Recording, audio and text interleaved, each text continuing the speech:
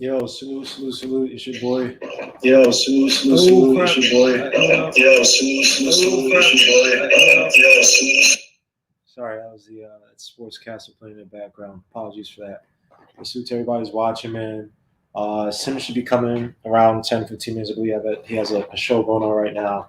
But yeah, just going to sit here and chat about some NBA stuff first and foremost. I put up a really short clip on Alec Burks. Go check that out. The video is about like 5 minutes long.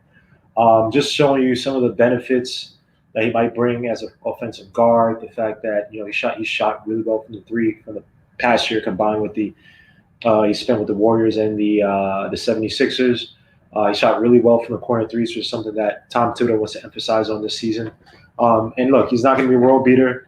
He's probably not going to get more than 30 minutes a night, or I'm not expecting that. But given how Tom Thibodeau likes to use his guards, he likes, especially when Derrick Rose went down, a lot of his guards, guys like Butler, Aaron Brooks, like a lot of his guards be able to go ISO, be able to space the floor, especially from the corners. He's had this philosophy on corner threes for years, right? This is not the first year of the Knicks. He's been talking about this with the Wolves. He talked about with the Bulls.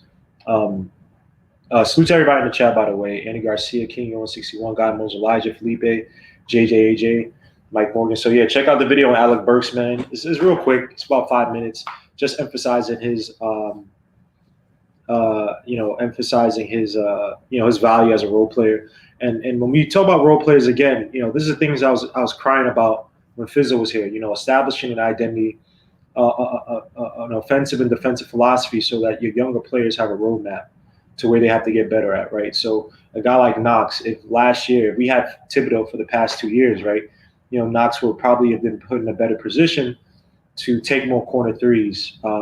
And be more adept at it. Even though it's on him, it's on Knox to improve himself. Same thing with Frank, same thing with even RJ. You have to give a roadmap to these younger players. These guys are teenagers. They don't spend much time in college. Even in high school, for the fact that they're so physically gifted versus everyone else, usually they're more dominant. They don't have to learn the finer nuances of the game. So having a role player like Alec Burks can help. Having role players, period, right? One is competition. Two, those guys can at least do it at an adequate level. They get proper playing time. That's going to be able to, like I said, provide a roadmap to these younger guys as to better positioning, situational basketball, learning where to be on the court at the right time, learning who to get the ball to at the proper time. A guy like Alec Burke, obviously he's not a superstar, but when you look at him, his foul draw rate, I believe, was high. It's higher, and I say in the video, it's higher than Mitchell Robinson's, Julius Randle's, and RJ Barrett's, right? So you're talking about a guy who can, at least compared to the rest of our team, he can draw fouls, which you want a lot of your second unit to do, especially when teams are going on runs. You want them to basically slow down the game, get easy buckets to the line, put some of their key players in foul trouble, throw them off of their game plan, right? When they're kind of game to see. Just to somebody who just said, where's Simeon? Simeon's coming in. He's doing an episode right now. I said he'd be here about around like 8:15, 8:20. So yeah, we have a lot of stuff to talk about. We have to talk about Gordon Hayward, the contract. Basically, he chose Hornets for the money. We could talk about the Ed Davis trade, us netting 3 picks and 2 players. Excuse me. Talk about Austin Rivers and his impact, his essential impact. We can talk about Dennis Smith Jr. and him seeking Mahmoud Abdul-Rauf. Salute to him. Man got blackballed at NBA, but Dennis Smith Jr. is going to him to fix his shot. And he needs it badly. He needs it really badly. He has a really weird hitch in his shot, and it's really holding him back. But I think just proper ill development. I think coming into NBA way too early. Again, these guys just people talking about money and they should be making money. I understand, but when it comes to skills, again, a lot of these technical skills are not properly developed. This guy basically got him from a mixtape where he was dunking, where basically both his knees were taken out. He had ACL injury in both his knees, and this guy was still jumping like a freaking kangaroo. You know what I'm saying? And look what happened with the Mavericks, right? He averaged 13 or 15 points his first year, and he got pushed out because of Luka, and they couldn't find value for him as an off guard, right? So Dennis Smith Jr. going to Mahmoud Abdul-Rauf is definitely going to help him out. We could talk about Bam Adebayo getting a $163 million extension from the Heat. God, why couldn't you make me a damn bastard player? But anyway, yeah, I mean, that is glorious. Then you have Terry Rozier flirting with the Clippers. We like the tweet with the Hornets, with someone saying that he fit with the Clippers, which he probably would because he'd be a scoring guard. Because That's not a team that it's an older team. Both George and Kawhi probably go more ISO than you probably expect. I mean, people know George likes to go ISO, but they probably just need another scoring guard. Obviously, your boy,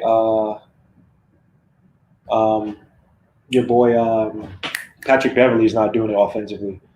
He's just not that type of player. He's probably better off coming off the bench, harassing the other team's second units, their scores, to keep things in check. And Brandon Ingram also got a big contract too. What was it? 5-year, 158? Was it? What did Brandon Ingram get? And everybody's saying it, oh man, we should get Brandon. Dogs. I said this time and time again. It'd be nice to it's nice to throw him the contract and see if he'll take it, but there's no way that Pelicans team. And I put money in it. I put money. The Pelicans can redo the draft. They'd probably take your boy, or my son, John Morant.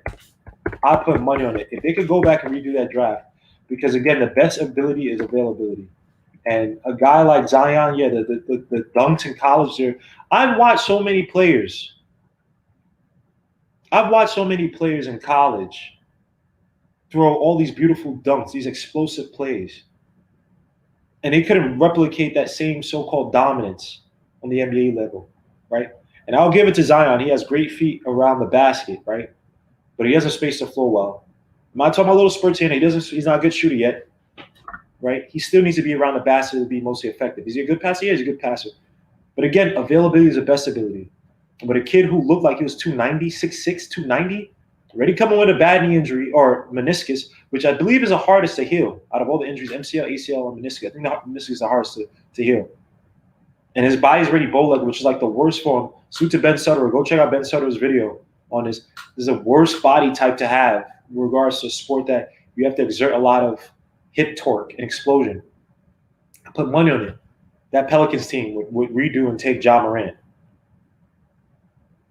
Yeah, my son is D. Mitchell, but I got several sons, man. I got several sons. Yeah, we were going to give Hayward 4 years. Yeah, but you know what that says about Hayward, though? That says that Hayward, he knows that his body's not the same anymore. Simple as that. He knows that his body's not the same anymore. He can't run like that. He knows he's not going to be a top-notch player, so or a player that the spotlight and the pressure could be on him because he probably knows his body. Because he knows his body is just kind of a little broken down. He had 2 ridiculous injuries. You know what I'm saying? It's unfortunate, but look, he took the money. I can't blame him. He took the security. Now, is that a blessing in disguise for the Knicks? Probably.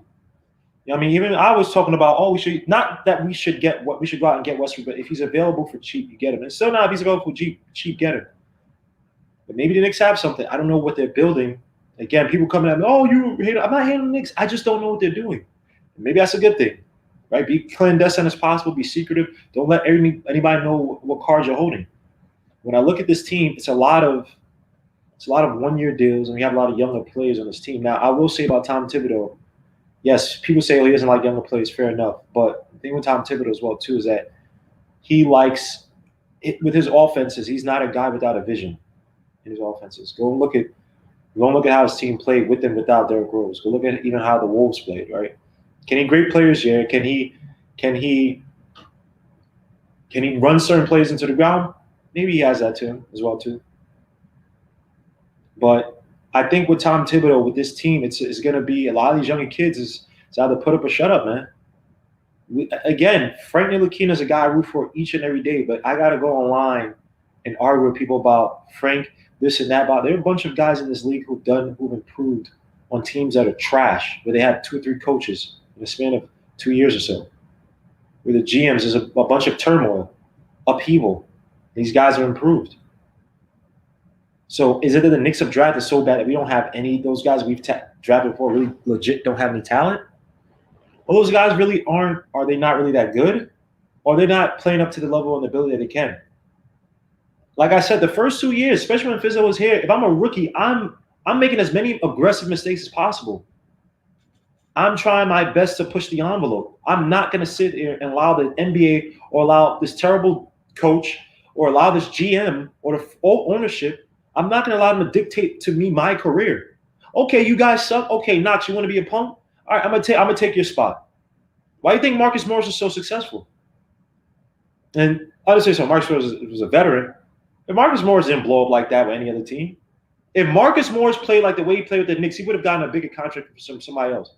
Now, obviously, he had splits here and there that were good, but he played like a borderline go-to guy with the Knicks. Borderline.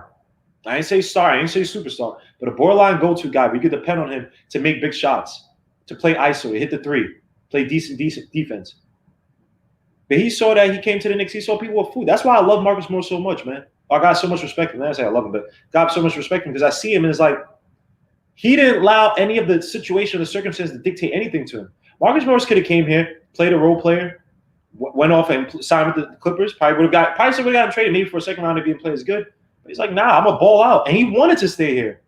That's what I'm saying, man. The NBA is not a children's league, bro. It has children in it. Well, why do you think there's so much turnover? Why do you guys think there's so much turnover? So many talented players each and every year come to the NBA, and so many of them go right back out and play overseas, quit, get a job here and there. Because this league is not for little kids, man. As much as watered down as it is compared to other eras, it's still not a little kids league, man. You got to put up a shut up. Frank, you got to put up a shut up. Yeah, you've been shooting whatever, 40% from corner threes, but you're not taking enough of them. You're not. Let me see how many threes Frank has been taking this season or took last season. It sucks to spell this guy's name. Nit Lakina. This dude shot 32% from three, only attempted 2.4. But I think from corner threes, he shot like 40%. But what is that? How many threes did he take? One a year? Let me see if I can find it. If I can find his advanced shooting. This is what I was talking about with Frank, man. Like, dogs, you allow the circumstance to dictate your value in this league. Oh, my bad. I went to shooting game logs. Hold up. I think corner threes is somewhere here. Hold up. I know corner three is around here somewhere. Why is it not showing up? I'm trying to find corner threes. I know it's somewhere around here because I've seen it before. So the thing with Frank, man, is like I root for these guys, man. Anybody that's a homegrown product, I root. People say I'm coming after Knox. I'm coming after Knox, but you got to be aggressive in this league, bro. This league doesn't wait for nobody, man. This league does not wait for nobody. And you're on a bad team. Like, you got to be uber aggressive. That's why I appreciate RJ.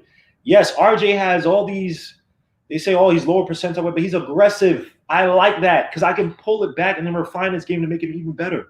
But if you're not aggressive, what am I working with?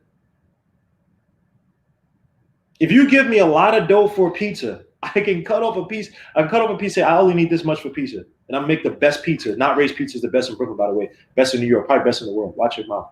But if you give me a little piece, I'm like, what can I do with this? One slice? What? So I don't like when people make it seem like I don't root for you. I root for these guys every single day, bro.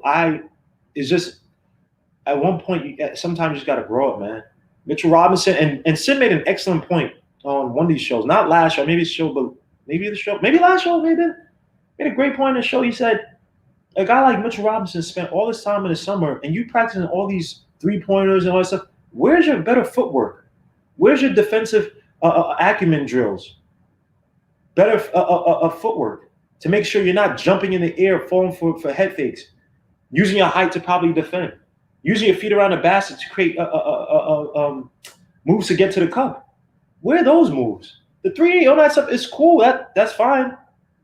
But we've seen for 2 years that, you maybe you might do it, but you have to start to work on moves that better fit you as a big man. And it's not saying he's gonna have a back to the basket game, but he can have a few dribble moves where he can spin, create space, and he has long steps. Create that one long step spin right at the basket. So I mean, someone said just because it's not. Well, let me tell you this. They may put like this then. If they're working on it and it's not shown in the season, that's even worse. That means they're just not that good. Think about it. You put all this hard work in, and it doesn't show up on the court. That means you're just not good enough. So is that the case? Granford Rogers? Maybe. Maybe these guys aren't good enough. Maybe you've been drafting terribly for the past few years. You know what I'm saying? I'm just saying. I'm not saying that, it may sound like sometimes I sound like, oh, you got to be in the gym 24/7, but if you're on a bad team like the Knicks, bro, I don't want to hear about Fortnite. I just don't want to hear about it. You know what I mean? It's like you're studying and you keep failing tests and your parents think you're playing video games. And I'm just like, I don't want to hear about you wanting the new PS5 or something like that, or PS4. Back in the day, it was PS1 and PS2. I don't want to hear about you wanting that until you get your grades up. That's it. That's what it is. I don't want to hear about these guys on anything else, not Knicks. Now, you can do that on your own time, but you better do that in private, because as long as the Knicks are bad, as long as you're not delivering, no one wants to hear about any extracurricular stuff, man. You're making millions of dollars. There are people who are working that pay for Knicks tickets that they really probably shouldn't be buying because they want to see a beloved team win. That's it.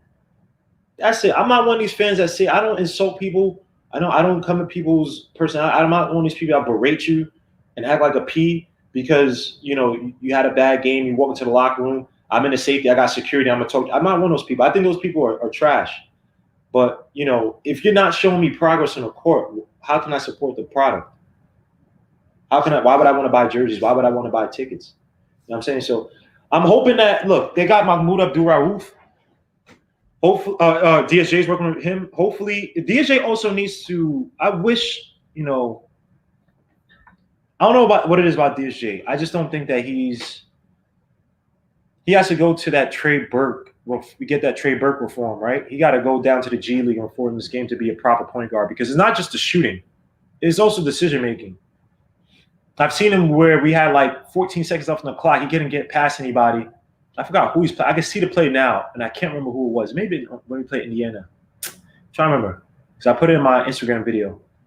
This dude shot a shot on somebody, and they blocked the crap. And it was like the worst decision. It was like, dog, you created no space. I mean, the guy had good defense, so you should just pass it out. You know what I'm saying? So let me see what you guys are saying. You're bugging there in year 3. Go-to moves happen with time. That's false. Tiz's about to get – literally, LeBron James had no go-to moves down low in the post. Spent 1 year with Olajuwon. His post production went up exponentially. His regular season average didn't really go up. I think it was like the same thing. But his post-up game went up exponentially. This is a guy who came in the NBA who really couldn't shoot, didn't really have much of a post game. So it's all about the time and the work you put in. I'm sorry, I'm from the Kobe Jordan school, where it's like you put up or shut up. I'm not going to sit here and wait till game year 7 where we got to resign you. Then we start to see develop. That's not how basketball goes, bro.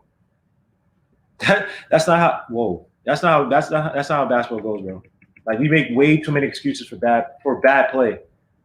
Once I saw, let's eat right. Yeah, a lot of these guys.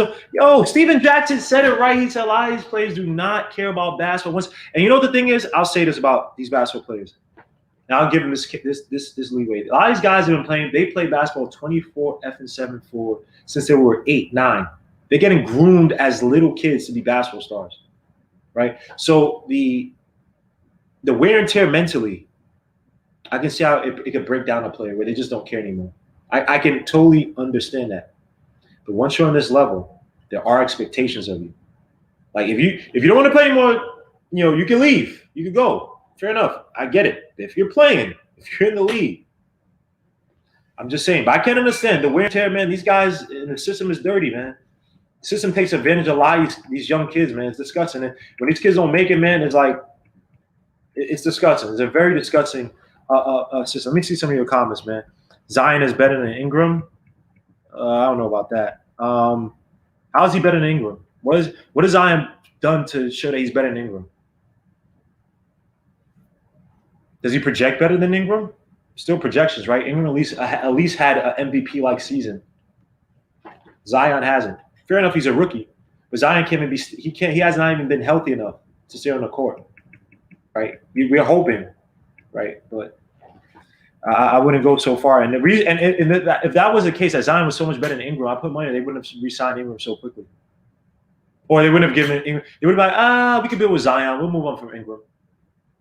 Because I'm pretty sure other teams are interested. There's like, nah, they're probably indication that he's going to stay with the Pelicans. And this is a guy who last year or the year before the Lakers, I remember I wasn't saying this because I always thought Ingram was talented, but I saw people, or at least in the mainstream media, they're talking about how Ingram, he's a bust. I've heard people call him a bust, and I said, no, he's playing with LeBron James, and he's not a LeBron James type player. He's not a bust. He's a guy, he's a dual forward who can hit from the mid-range, drive to the basket, space out a little bit. That's not his forte, even though I think he did actually fairly well. I think he shot 38% this year from three. Let me see. Yeah, he shot 39%. And last year he shot 33%. And he shot 39% this year off of 6.2 attempts. Last year he shot 33% off of 1.8 attempts. Right? So I always thought Ingram was good. I don't care what no one says. I always thought Ingram was good. I just thought they utilized him and LeBron James experiment kind of just destroyed everything and put it out of whack. Because remember that last year, the Lakers, they won 35, 36 games? They had a team that was developing, but you got to appease LeBron James, right? So, yeah, everybody, again, please check out the Alec Burks video, man. It's up right now. It's really short. It's 5 minutes. I'm also doing an Austin Rivers video, man. Just want to analyze some of these players that come to the Knicks, if there's any value. Because, again, I also want to do a video where I break down Tom Thibodeau's offensive philosophies, break down his time with the Bulls, break down his time with the Wolves, to kind of observe and see how he utilized. I mean, you've seen all the reports, but it'd be just cool to have a video, put up some stats and some context to explain how he basically kind of geared his offense or adapted his offense once he lost key players. Can you look at this team right now? Austin Rivers, and I'll say this about Austin Rivers. This may surprise you. Because I itched on Austin Rivers during the playoffs. I can't lie, bro. They did say, his defense is fairly solid. Is he a top-notch defender? No. But he did rank, and for what it's worth, according to this article by TBN, when he was on the Houston Rockets, he was why can I read?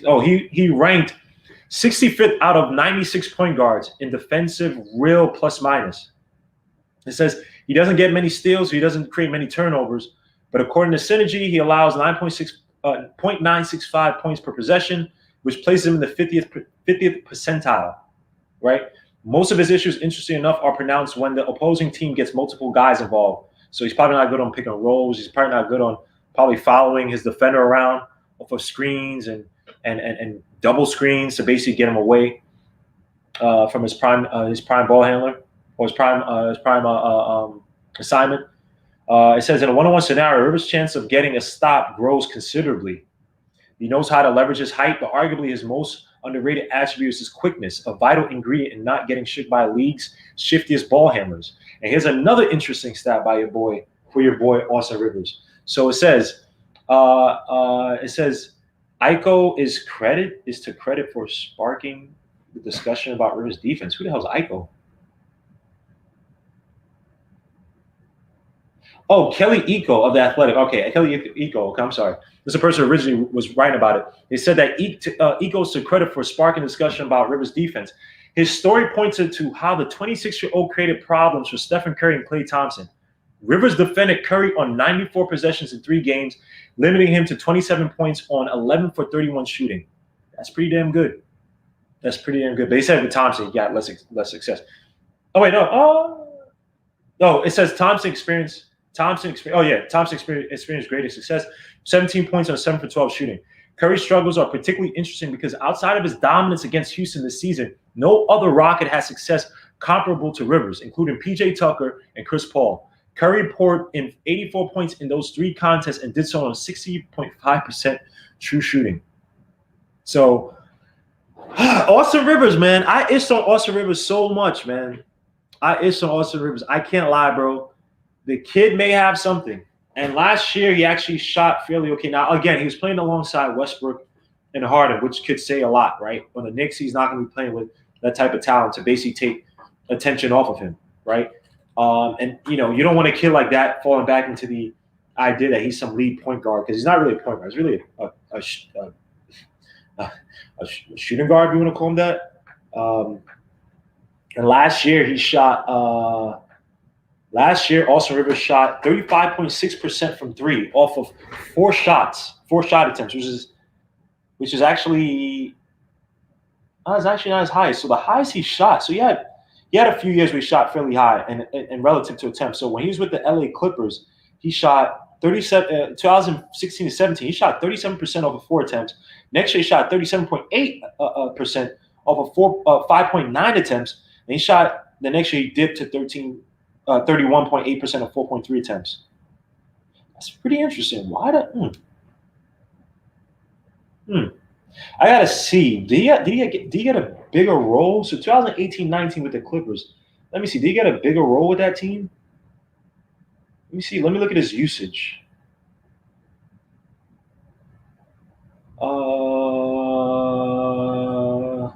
So his usage 2018 and 19. Wow. So when he had higher usage, he shot a lot better. So those 2 years I just mentioned, 16, 17, 17, 18, he had around a 20.3 to 20.6% usage. Then in the next years, 2018-19, where he shot poorly from three, he only had about like 14 to 15% usage. But then in Houston, last year, he had 15.6% usage. So he became more efficient with the same amount of touches in those other years, man. So Hudson Dixon. Are you a Knicks fan? Yes, I am a Knicks fan. Salute. I think he's a Lakers fan. Wow, that's interesting. So we'll see, man. Austin Rivers coming in, a 3-year deal. So definitely your boy, because if he's hitting threes and playing good defense, right? What does that say about Frank? What will that say about Frank? Because Frank, this will be his last year. Frank has to ball out. Frank has to give you better. Because Austin Rivers probably gonna have higher usage, right? Austin Rivers only averaged 8.8 points last year. Not 1.7 assists. He's not really that type of player. He shot, like I said, 35.6% from three over 4 attempts. Frank Ntilikina has to match that. He has to match that somehow. Give you 36% from three with at least 3.54 attempts a game. Because Frank becomes expendable. Austin Rivers is here on a 3-year deal for $10 million. So that's $3.333 million a year. Versus Frank is getting what, $5 million a year? You can't justify giving Frank $5 million a year if Austin Rivers is more productive than him. Plays good defense and is scoring or can score. Now, granted, Austin Rivers is doing it alongside other better players around him. But, him coming over here, it's not like Frank has an upper hand. Frank has been playing with crappier players around him, I guess. But it's not as if people are honing in on Frank. So I'm telling you guys, Thibodeau with these signings, we might think they're bum-a signings. And granted, we didn't sign these guards. We didn't sign these so-called top-level players. Maybe this year was not the year to overpay for certain players, right? We don't have the philosophy down pat. We don't have the system down pat. Even though I still think we should have gotten Rondo. We should have gotten a high-level point guard to at least be able to facilitate and get players the ball, right? So they can perform at a higher level versus having a point guard who can't really facilitate. So you basically take out a whole bunch of plays that could have happened, right? There's that opportunity cost, right?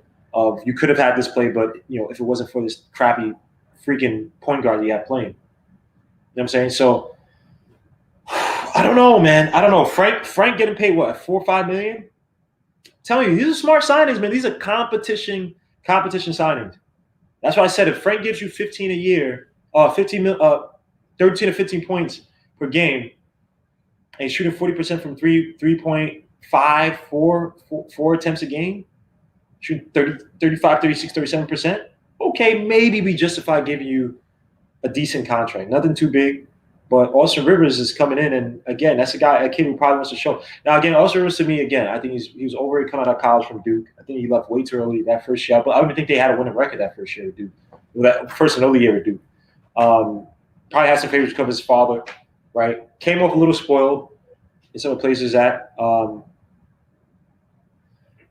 Mack, did you? And this guy, first of all, this guy comes in looking like a bootleg chef. Don't ever use this picture, all right, man? First of all, if you heard what I was saying about Frank, I was actually saying that bringing in Austin Rivers on a 3-year deal for $10 million when he's been more efficient from the three and is a decent defender puts a lot of pressure on guys like Frank to perform. And I'm saying the conditions with which Frank has to perform to justify him even being here next year. If you want to so-called resign him. This guy, Udi Mack. Salute to Udi Mack, man. This guy comes in talking trash, man. But, yeah, I don't know who else we're going to sign right now. They're still talking about, what, DJ Augustin? DJ Augustin signed already? I don't think, and they're talking about Jeff Teague. But look, put it like this, man. Your boy, Tom Thibodeau has done relatively a lot with little, right? When Jimmy Butler came in, Jimmy Butler wasn't this highly touted shooting guard coming in. May do, obviously, after Derrick Rose went down. Again, a lot more ISO, a lot more shots from the post, a lot more shots from the elbow, utilizing Joakim Noah to be a facilitator, a unique facilitator, given that he's a 7-foot center, couldn't shoot, but could pass out of his A, could set great picks. You had guys like Aaron Brooks. I mean, he at one point was playing with guys like Keith Bogans. Made Luol Deng kind of revive his career, if you want to say it. Even though Luol Deng before, when he was with Vindale Negro, he had some really good years, but found a lot of value in guys like, Luol Deng. I say Aaron Brooks, Jimmy Butler. Yeah, it remains to be seen. I just wonder who are the guys. Now, I mentioned, go check out the video with Alec Burke that I did, and you'll see that there's value in him, especially from the corner three. And again, Alec Burke is a guy that for most of his career was not a guy who was a good three-point shooter, or like he didn't take many attempts from three. That really was his game. And I think that when he's with the Jazz and then he was with the Cleveland, Sacramento, I think he's still looked at as more like a so-called quintessential or prototypical shooting guard, right? Kind of just attack. But, when you become one of these role players, you learn how to add other parts to your game. And he definitely added the three-point shot to his game. Again, he shot really well from the corner three. Shot 50% from the left corner three and then about 47% from the right corner three, which is both above league average. And Thibodeau wants to emphasize those corner threes. I wonder if I could ask you guys, if you guys are paying attention right now, who are the guys you think will flourish? Who are the guys you think that we all call bust, or guys that we don't think will do great, that you think will flourish under Tom Thibodeau, and the guys you think that are kind of going to falter and fall by the wayside alongside Tom Thibodeau, playing Tom Thibodeau? Because I'm interested, because a guy like KNICKS, for that three-pointer, again, he's not going to have the system he had with Kentucky. But if he's getting a lot of looks from the corner three, he has to make those to at least give us a floor level of production to say he's going to be good, right? I do think he's going to feature Frank a lot, especially off the bench, because I think he's going to value that defense. I think he wants to have a team that can generate. Again, he said it, like, it's pointed out in the video.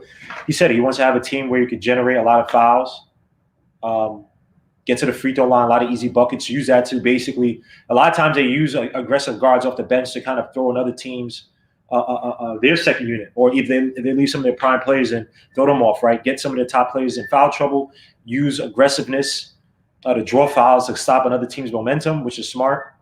That's why Tom Thibodeau, he likes his aggressive guards. Jeff Teague, when he came over to the Wolves, he's known for being aggressive with the Hawks. Jimmy Butler became uber aggressive. That's where he basically found his game. Derrick Rose, obviously. Even Aaron Brooks. Aaron Brooks basically, came alive with that team, right? And I think he went over to Houston and kind of faltered, right? Then I think he's looking for a contract, right, with the Chicago Bulls. Was that it, Aaron Brooks? Let me see what you guys are saying. Somebody asked me a question. I think this might be a new sub, man. Yo, what up, brother BKL Contreras? What up, Legion? I'm from Bronx. First of all, salute to being from the Bronx, man. The Bronx is like Iraq, bro. But anyway, New York, and I'm a Knicks legacy when I was 10. What do you think of Nose Rivers? This dude comes in. I literally just talked about all these guys, except for Nerlens Noel. So with Rivers, again, I think that he's a solid defender, can shoot the three. It's interesting when he's with the Clippers, when he had high usage, he shot better. He had more attempts and a better percentage from three. And then when he went to the Houston Rockets, obviously became more of a role player off of Harden and then Chris Paul and then Harden and Westbrook. He became, we found a stroke in the last season, right? So I think that him coming here for $10 million for 3 years, that's $3.333 million. And then that's a lot cheaper than Frank. Obviously, that's another option, so that if Frank falters or Frank has to basically put up or shut up. and put up better stats. And Austin Rivers is going to come in. And again, from the article I just read, actually, let me see if I could post this article. Whatever. It's from the basketballnetwork.com. Austin Rivers isn't elite defender, better think. It says something like that, but it's saying that he's not elite defender, but he's better than what people think. Hold on, me. Sim's texting me right now. Sim says link isn't working. Oh, now I got the hiccups. It's crazy. Hold on. I'm just going to take a picture of the link so I can just send this to Sim. So a guy like Austin Rivers, I think that he's coming in. He's not going to be used as a point guard. I think he's going to be more as a shooting guard, off guard. But a kid who could defend. Again, they said in this article that he seems to be better off defending ISO, that he knows how to use his hips, he knows how to use his body to gain leverage on defenders as they're driving on him, which is great. That's another thing that Frank has done, I thought, fairly well. They're basically saying he's a solid defender. He ranked 65th amongst 96 point guards in defensive real plus minus, right? According to Synergy.com, and I'm going to sign for Synergy. It's about $30 a month though, but they have great stuff. Synergy.com. If you want to know like real analytics, go to Synergy.com. Say Rivers allows 0.965 points per possession, which places him in the 50th percentile, which is average. It seems average, but they said that essentially his best defense comes one-on-one, right, where he's not stuck in a pick. He's not several players basically gathered on him to basically stop him or get him away from the ball handler. So one-on-one, it seems like he's developed into a solid defender. Again, I like the fact that Thibodeau is getting guys who fits his offense philosophy really well, guys who get the three, especially the corner three, which he wants. Guys like Burks who are aggressive, and obviously Burks is more role play. He's not going to be a big-time star. He's not the savior of the Knicks, but get guys who fit the role. So at least you have a blueprint. This is the same thing I've been saying about Fizdale. People are killing me. Oh, give Fizdale a chance. No, Fizdale, give me the blueprint so your rookies and young players know how to play. This is not Dwayne Wade, Chris Bosh, LeBron James. Have Dwayne Wade dribble or LeBron James dribble up top, beat his defender, and kick out to the perimeter if he gets caught in the middle, and have Dwayne Wade play off of him. That's not basketball. That's three top-notch Hall of Fame players playing together and using their superlative talent to win. And remember, they didn't win all the years. They only won 2 championships, and one of them was extremely lucky. Or fortunate to do so. Nerlens Noel is more like competition behind Mitch Robinson. I think it's great. Get another guy. I think the thing with Taj Gibson is that Taj Gibson's game really didn't mirror Mitch Robinson's. So just to say from a learning standpoint, now I'm not saying Nerlens Noel, who's here 1 year deal for $5 million, is going to sit here and be like, yeah, so let's go together. I'm going to help you, Mitch Robinson, become a better player. No, he's like, I'm trying to outcompete you so I get another contract. Because remember, you turned down that contract for, was it 4 for 70? What was the contract he could have got from the Mavericks and bet on himself and lost? But again, Mitch Robinson, like I said, when DJ was here, Mitch Robinson's footwork down low on defense, not on offense, but his footwork against defenders looked a lot more improved when DJ was here, right?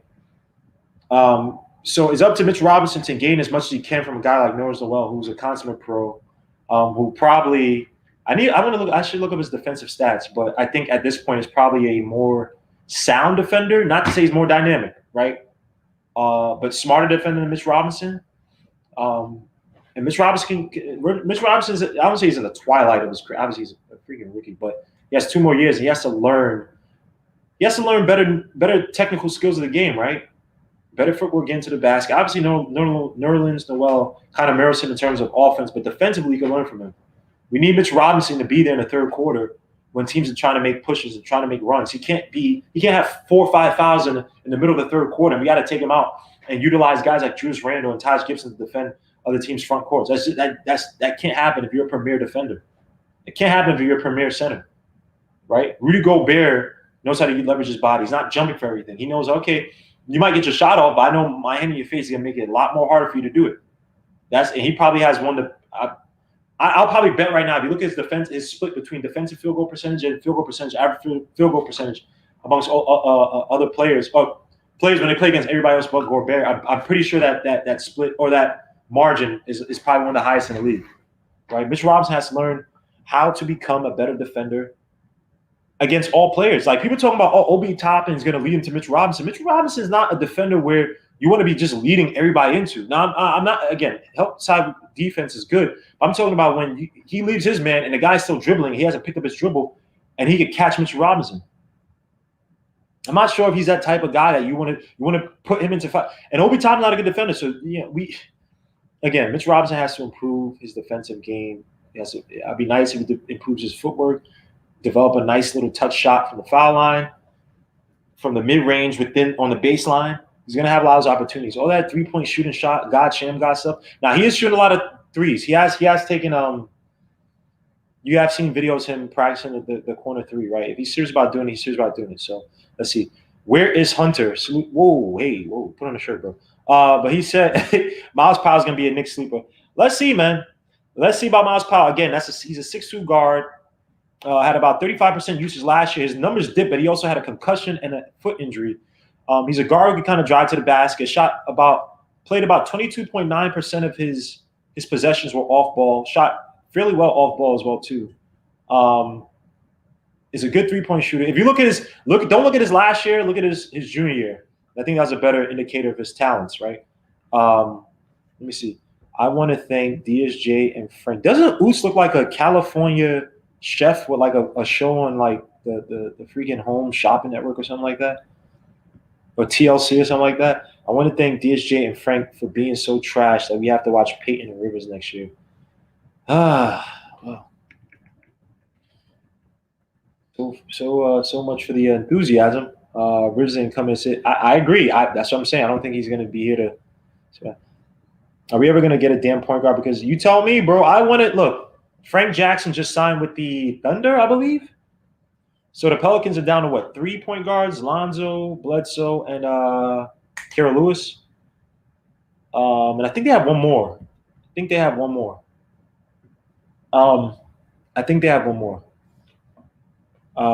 So I think that Lonzo Ball trade, unless they really believe in Bledsoe, they might believe in Bledsoe. Stan Van Gundy, I think that Bledsoe fits more of Lonzo Ball's vision, or type of point guard, right? Aggressive bulldog point guard. Can't shoot the three. I think he shot like 33% from three last year. It remains to be seen if they want to stick with him, because they can't. If they find success with Bledsoe with those younger players, right? Then maybe Lonzo's up. Maybe the father causes enough ruckus to be like, all right, he's not worth keeping here as like another guard behind Bledsoe. Unless they're looking to try to trade Bledsoe, but with that contract, what's Bledsoe making? $15 million a year? 15, 13, 14 million a year? I think Lonzo's making 11. Is it? Lonzo Ball contract. I think Lonzo's making 11. He signed a 4-year deal, 33. Lonzo, yep, making 11 million this year. So I don't know what's happened with Sim. I sent him the link.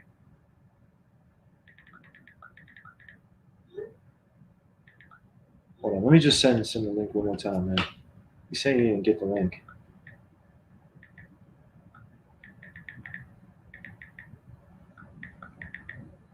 .com/CSSY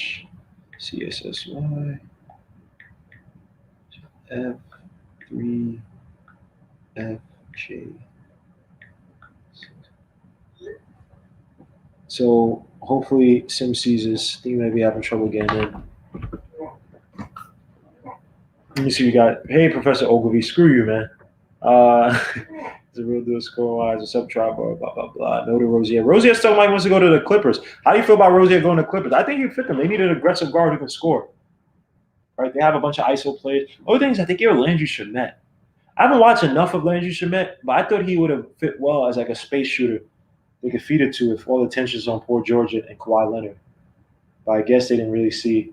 Now Montrezl Harrell was talking all this trash now, all these little cryptic tweets and all these passive-aggressive tweets. I guess they want to give him the money. It's like, you went to the Lakers to be a bench player? You went to the Lakers to be a bench player, man. You talking trash to the Clippers? Like, dogs, come on, man. Oh, so why is he asking me about this guy's capping, man? All right, I'm going to just keep talking, man. Let's get to it, man. Let's get to it.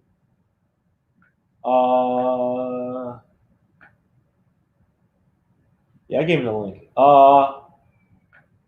But salute to Roy Remnant and Eru Hart, diehard Knicks, man. Go subscribe to those channels. NBK also subscribe to the channel. Oh, you guys are NBK anyway, for the most part. Go subscribe to those channels. Subscribe to those channels if you're not already. So who do you guys want at the point guard position, man? Again, I want Lonzo. I wish we could have gotten Rondo. Damn, that's crazy. Rondo went to the Hawks for what? 2 years. 2 years, $9 million. He went to the 2 years, 50. I'm sorry, I said $9 million. 2 years, $15 million. And now they got Bogdanovich. They got Trae Young. So he's gonna be playing behind Trae Young. Damn, he'd rather go and play behind Trae Young than come to the Knicks and probably start at 20, 25 minutes a night and lead us. Damn, this is how bad the Knicks got it, man. This is how bad the Knicks got it. Even your boy Gordon Hayward. You know that I think Gordon Hayward was gonna go there to take the money, but still, man. This is what is happening to the Knicks. So the Knicks aren't gonna. Again, people talking about Giannis. Giannis ain't coming to the Knicks unless we start winning. Thought Mbappe to LFC. Man, get out of here. Yeah. No Liverpool crap. Out of here. Manchester United all day, baby. And we won today, baby. We won in Champions League, man. Watch yourself, bro. I want Frank to get the job and show his weird supporters he's not. All right, let me ask Oots. Oots, give me a level of production, a stat line for the season that you would be okay with and say, okay, Frank has turned a new leaf, right?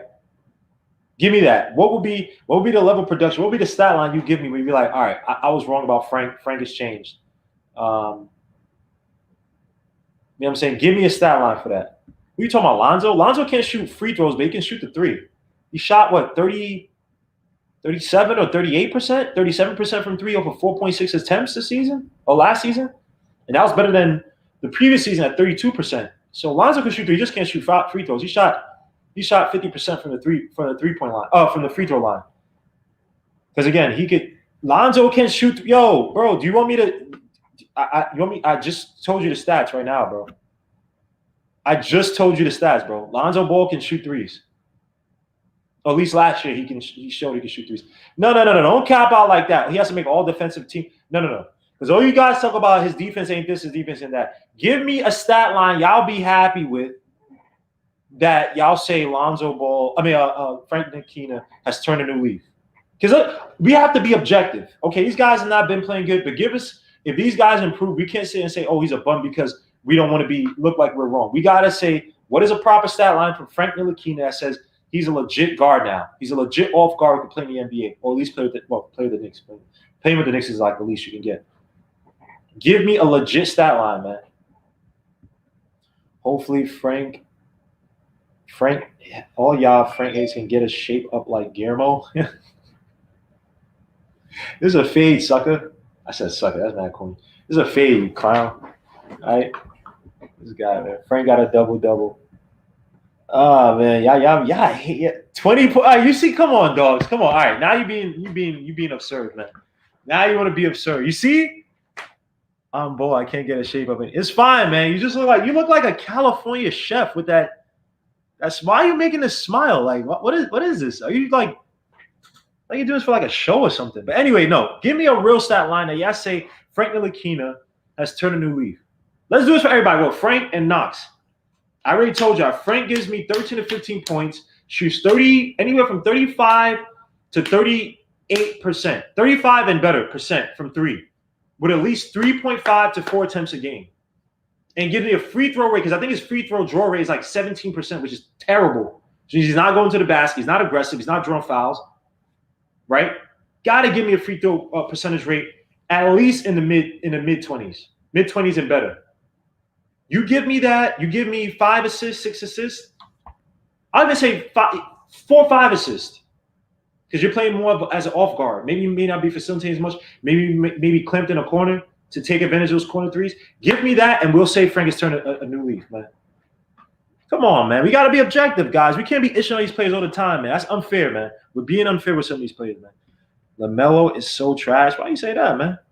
You haven't seen this guy play. Guillermo rocking the – oh, man. You guys are wrong for that. 12.7 assists. Keep other guards under 30 points. That's respectable. That's respectable, man. That's respectable. That's true. I forgot we just came in. If he gives me Lonzo's stat line, I'll admit I'm wrong. Okay. Lonzo's stat line. Everybody call Oots out on this. Or he'll say his Udi Mac, because he has 2 accounts. One is RT. I believe that's Southeast Asian. So salute to that. Is that Thai? Is that Thai Vietnamese? Thai? I'm not sure. Lonzo Ball stats. So here's a stat line for Lonzo Ball that Frank Ntilikina has to achieve for him. So yeah, this is even worse than what I said. So Frank Ntilikina has to put up 11.8 points, 6.1 rebounds, 7 assists. That's pretty damn good. 40.3% from three off of. Oh, he even shot better than what I said. Oh no, sorry. What the fuck? What is this? Oh, that's 40% from the field, which is not great. 37.5% from three, like I said. He shot 6.3. He had 6.3 attempts. So that was even better than what I said. That's tough. Oh, you tired, man? Salute, bro. CM, salute. I guess you guys are all coming from Sim's channel. So salute to Sim as he's probably coming in. I gave Sim the correct what's name. He's trying to cap. He's doing a show. He could just say I'm doing a show, but it's fair enough. He's coming in. So if that's what Lonzo got to give you, or Frank Ntilikina got to give you, so you just got to be. He basically got to be a three and D specialist on the team, man. You got to be a 3 and D specialist on the team, man. So stop with that. Sock by Napoli should be doable. Yo, y'all be Yes, we all know you guys are all coming from Sim Show, man. I can see it, man. Once the floodgates open. Oh, Sim's right here. Oh, my bad. Yo, what up, Sim? How you doing, man? Hey, I'm good, brother. How you feeling? This guy trying to act like, I gave him the wrong link. This guy just had another show. You did give me the wrong link. If you go in there and look, the link that you gave me says Casey, and it's actually CSSY. So, guys, you can go look. Oh, crap. I don't even see that. All right, you win this time. Anyway. Yeah. See that? See, I win like normally, but anyway. Like normally, this guy. I heard him the other day talking about Randall. You see? I shouldn't even say anything. Now Sim is now he's going back on Randall. I heard the other day he's like, yo, man, I don't like people coming at Randall, man. You know what I'm saying? Who's going back on what? I'm not going back on what said about Julius Randle. I was on Lawrence Tears last night.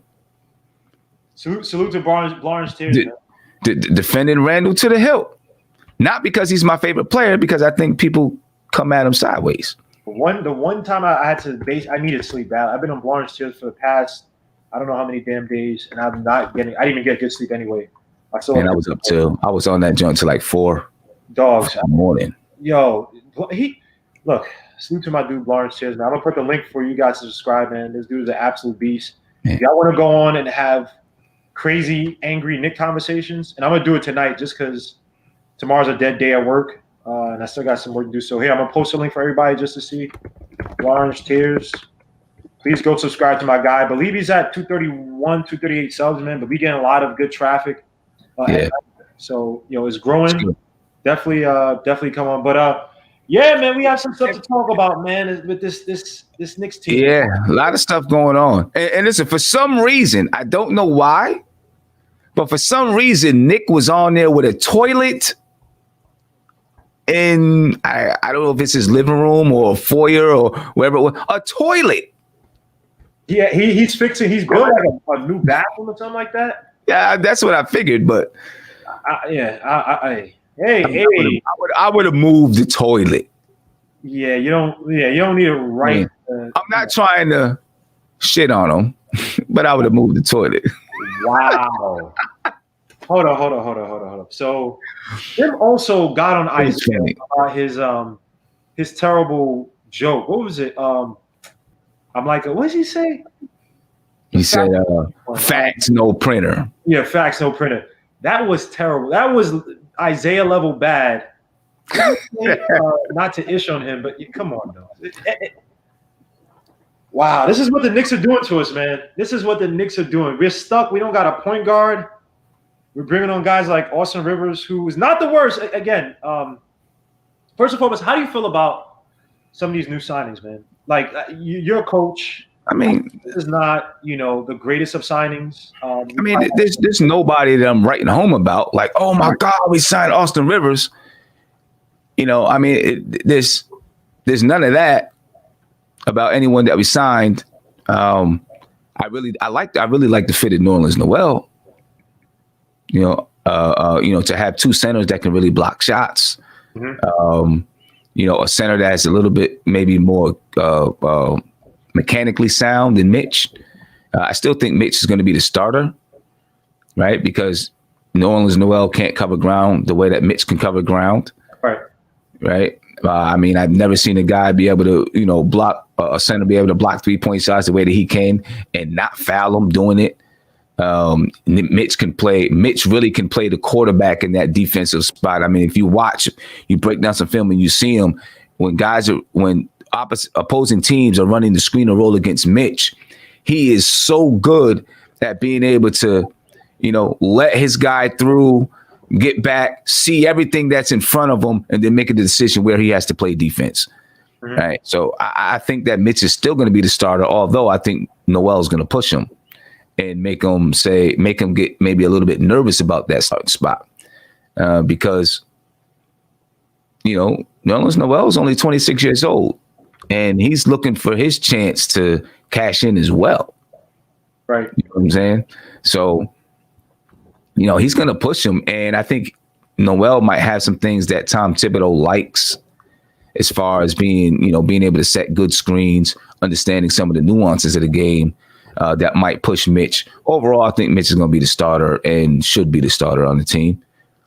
Although he doesn't have some of the other things, the outside jump shot, those type of things, I think he'll be the starter because of what he can do defensively.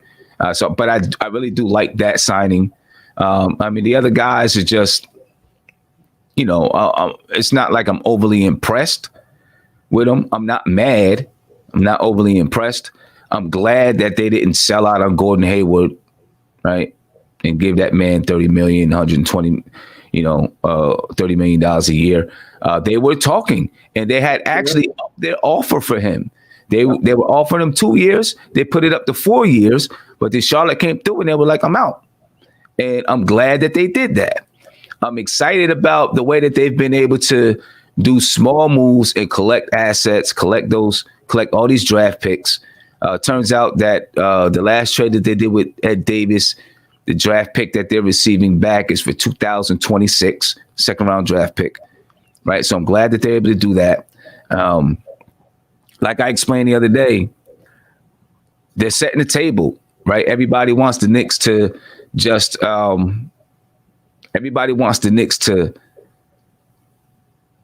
go out and just grab all the food out the kitchen, throw it on the table without no spoons or forks or plates or knives or any kind of dishes and just start grubbing, right?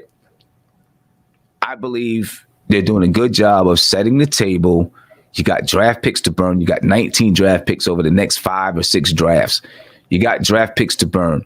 You have space with your salary. And yes, when you have salary, eventually you want to, you eventually want to use that salary cap space for players, right? But they have salary cap space. So if something does happen, you can absorb contracts. You don't have to just say, "Oh, well, we've got to add 3 of our young players that are doing well. We've got to add them into this trade just because we need to make the salary caps match." No, you still got some salary cap space so that you can absorb some of the contract if you need to. You have picks. You're set up. I think you're set up to capitalize on an opportunity when it's available without having to give up everything because you have so many draft picks and you got salary cap space. And hopefully after this year, other teams say, and they have some talent over there too. I'm cool. I'm good. I'm not upset. A lot of people are mad and like, the Knicks should have did this, that, and the other thing, and they got to go get Russell Westbrook, and they just got a bunch of stopgap guys. I'm cool. $1 million, 1 year, $5 million for these guys. Even Austin Rivers, his last 2 years of his contract, they're non-guaranteed. I'm okay. I'm all right. And I want to just bank on the development of the young guys. We were just talking about that. If the Knicks are going to get, I know Vegas said the Knicks only going to get 22 wins. I do think we have a better team than last year. And I think some of our young guys are going to take steps forward, especially RJ Barrett. right? And I don't think they are looking at that. They think it's going to be the same RJ Barrett as last year. I don't. I think he's going to come in and shoot a better percentage from the free throw line, going to shoot a better percentage from the 3-point line, and I think he might average 20 points a game. Right. You're bringing in a guy like Obi Toppin, which, he's going to have some work to do, but you're bringing in Obi Toppin. The Knicks are going to get better. And all they got to do, and this would actually be perfect for the Knicks. Perfect.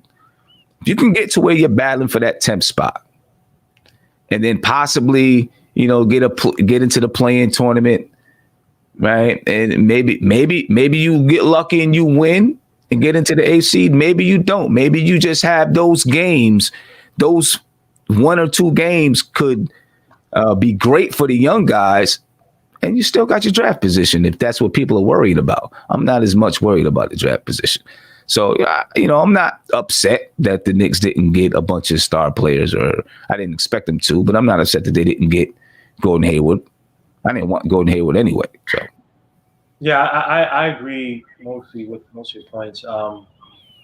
I wasn't, Nerlens Noel's. I think Noel is good competition for Mitch. Obviously, Mitch is more athletic, but again, I think Mitch not having someone who kind of replicates his game to some extent, coming as competition, probably hurt him a little bit.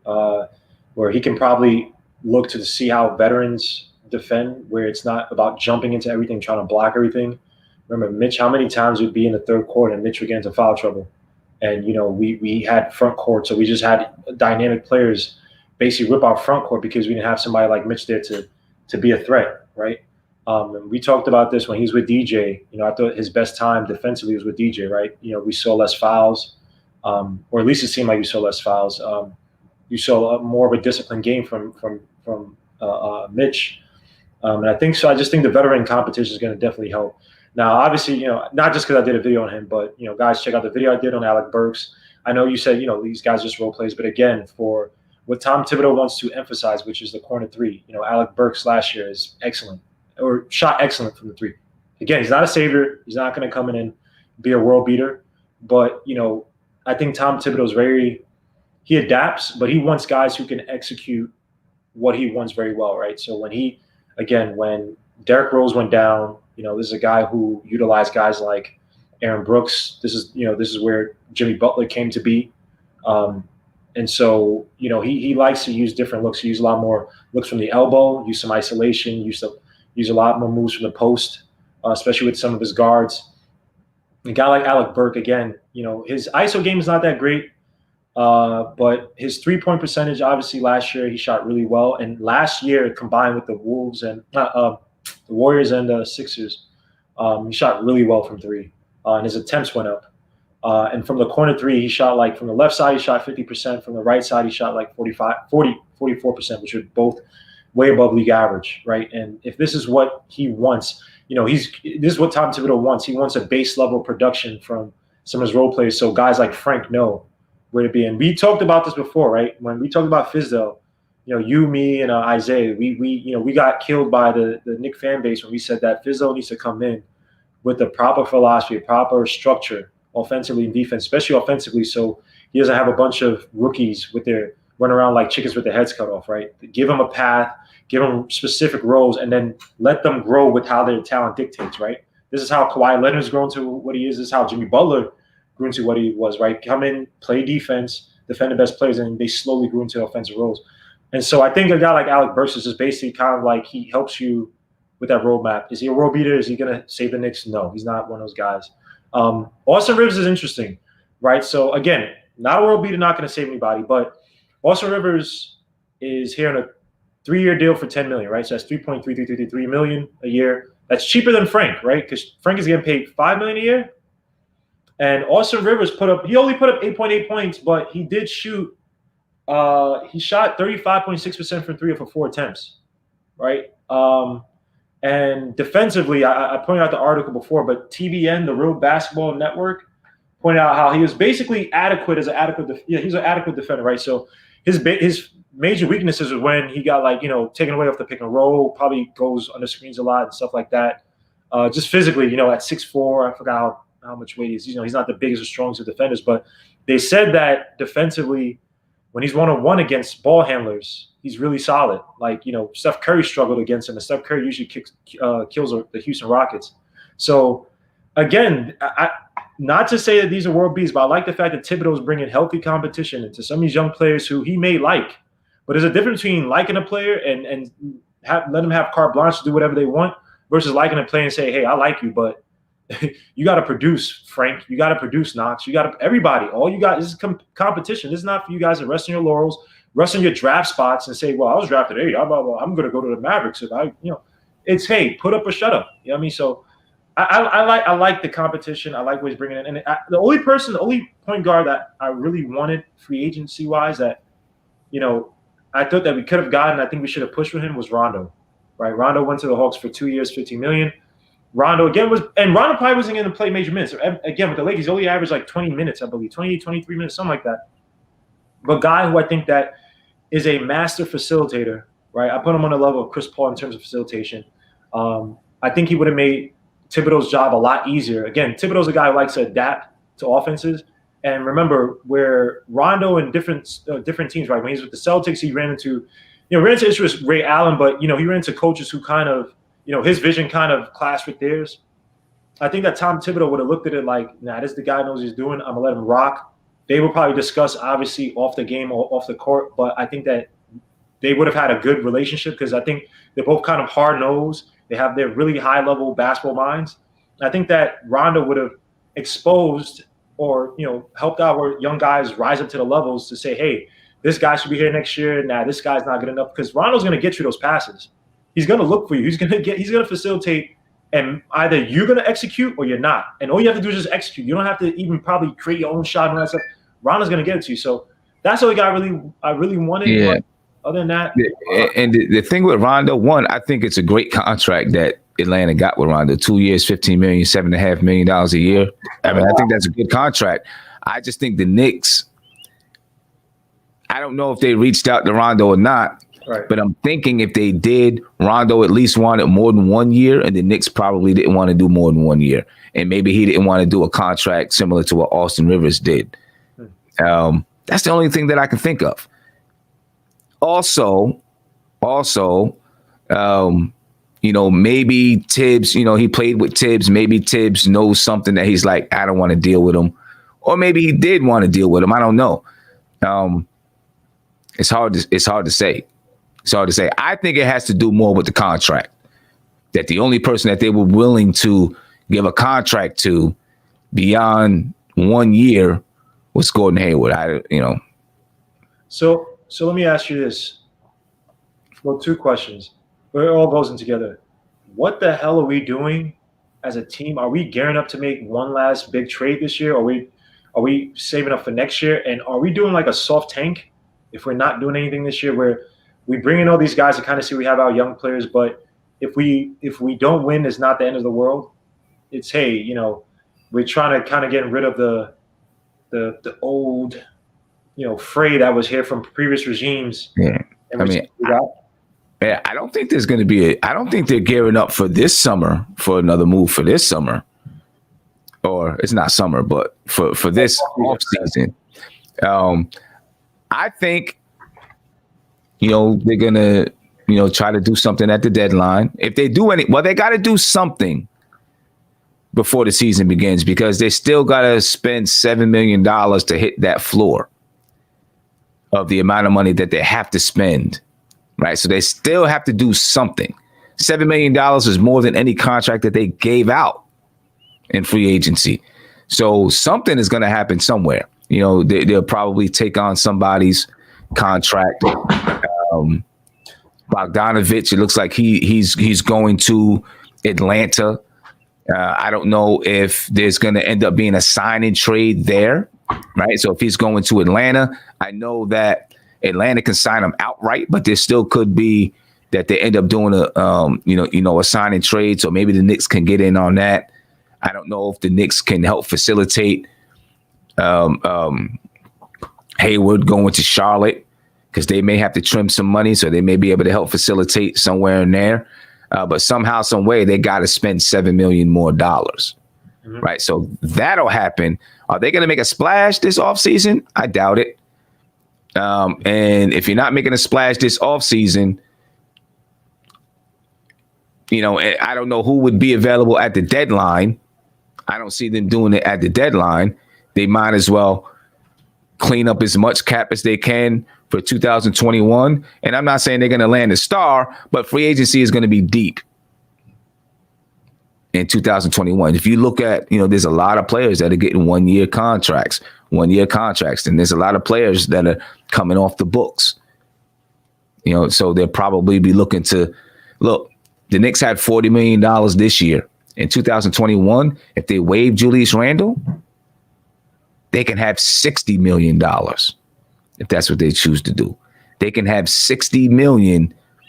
Who knows what kind of team or how they put it together, right?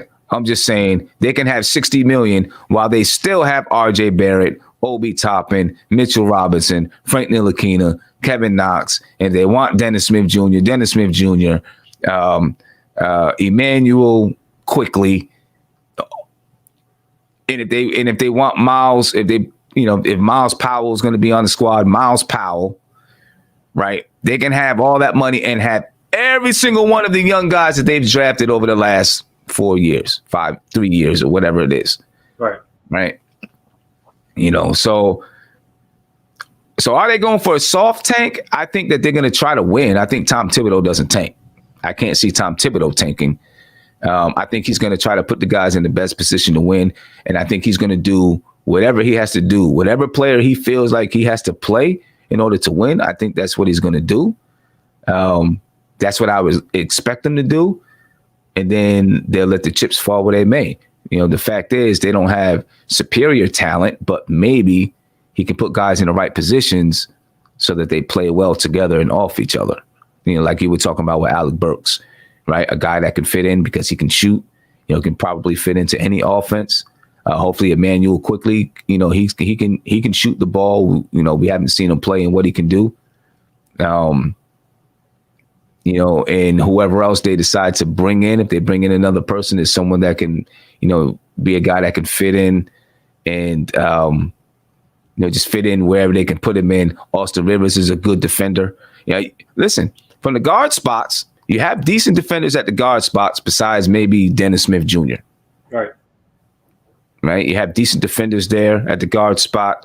The power forward spot is where you're going to be concerned about the defense. You got good defenders at the center spot. Right. And with R.J. Barrett, I don't know about Alec Burks and where he is defensively, but with R.J. Barrett, he's a good defender. Reggie Bullock is a good defender. So they got some guys that can play defense. Can Tom Thibodeau get them to sell out on defense? Hopefully. But they got some guys that can play defense. Now, can we score? I think that might be the issue this year. Can we score? Because we got some guys that can play some defense. Can we put the ball in the hole at an efficient clip? So let me ask you this then, right? Because I think this season is going to be a lot of guys are going to get tested to see where they are at and if they're going to be here for the future, right? And again, the 1-year deals is great for the veterans. You got a bunch of guys. Randall with the team option, Dennis Smith Jr. and Frank with the basic free agents after this year, final year. Give me a few players who you think who are on the bubble or who are in that so-called position where they may or may not be here next year, right? Just contractually may not be. Who you think that would fit Tom Thibodeau? Who you think will rise above the fray, and who do you think might be gone next year? Because the Tom. Number one, I think Frank Ntilikina is going to rise above the fray. I think Frank Ntilikina is going to have a good season. I really do. We were just talking about it. And obviously, these are workout videos and they don't mean much because they're not playing against NBA guys. But I'm looking at some of his mechanics in the videos.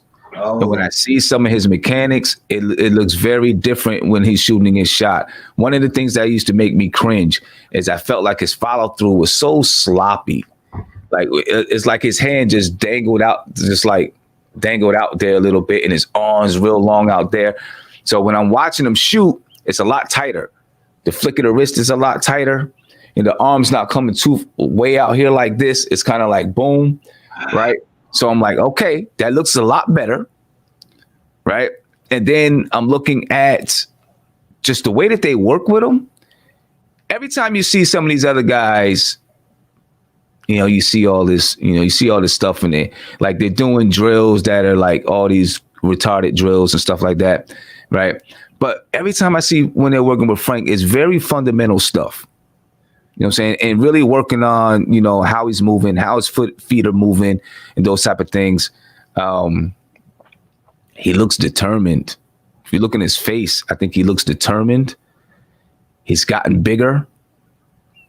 And I feel like the environment is going to be perfect for him. We were just talking about it. Frank comes from a place when Frank was drafted. Remember, he came from the championship game, right? Came from the championship game to the draft. He played with a team and in a league where, and from a culture where things are like serious, right? There's not as much joking and playing and all of this crazy stuff.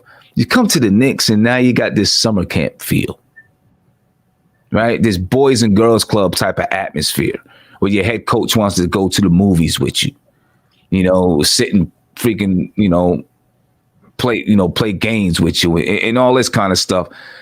And I think Frank didn't know how to be in that type of environment when it comes to basketball.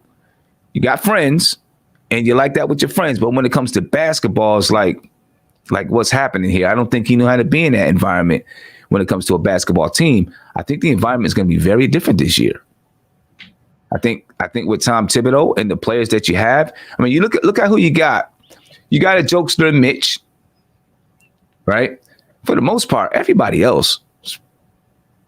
Well, Kevin Knox is a young kid. He's going to be a jokester. So maybe them two are jokesters. Everybody else, older veterans, a little bit more serious.